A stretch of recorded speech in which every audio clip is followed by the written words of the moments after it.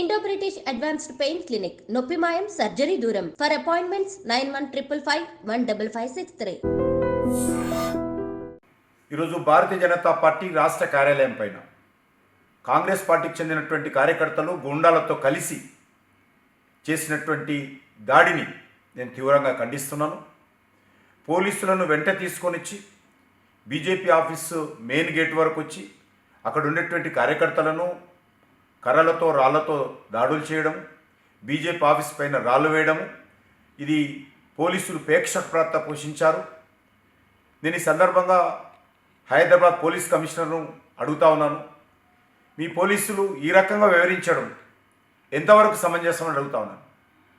Bharatiya Janata party కార్యకర్తలను తలలు పగలగొట్టడము, రక్తం వచ్చే విధంగా రాళ్లతో కర్రలతో కొట్టడము, ఇది ఎక్కడ సమంజసం అని అడుగుతా ఉన్నాను.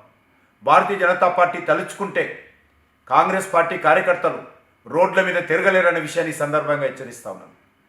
కాంగ్రెస్ పార్టీ ఇంతవరకు ఇంకా వాళ్ళకు బుద్ధి రాలేదు. దేశంలో ఉన్నది 3 రాష్ట్రాల్లోనే. ఆ 3 రాష్ట్రాల్లో కూడా ఎలక్షన్స్ అయితే 3 రాష్ట్రాల్లో కాంగ్రెస్ ఓడిపోయే పరిస్థితి ఉన్నది. రోజు రోజుకు కనుమరుగవుతున్నటువంటి కాంగ్రెస్ పార్టీ పూర్తిగా నిరాశ నిస్పృహలతో ఈ రకంగా భౌతిక దాడులు చేయడం ఏతున్నదో ఎట్టి పరిస్థితుల్లో ప్రజలు క్షమించారని ఈ సందర్భంగా మనవి చేస్తున్నాను. భారతీయ జనతా పార్టీ కార్యకర్తల మీదనో కార్యాలయం మీద దాడులు చేసినంత మాత్రాన మేము కాంగ్రెస్ పార్టీ యొక్క అవినీతి కుంభకోణాలను, కాంగ్రెస్ పార్టీ యొక్క ఇచ్చినటువంటి హామీలను ఎట్టి పరిస్థితుల్లో మేము ఆగే ప్రసక్తి లేదు. మీరు ఇచ్చినటువంటి గ్యారంటీల వైఫల్యం పైన ఖచ్చితంగా ప్రజల మధ్యకి వెళ్తాము.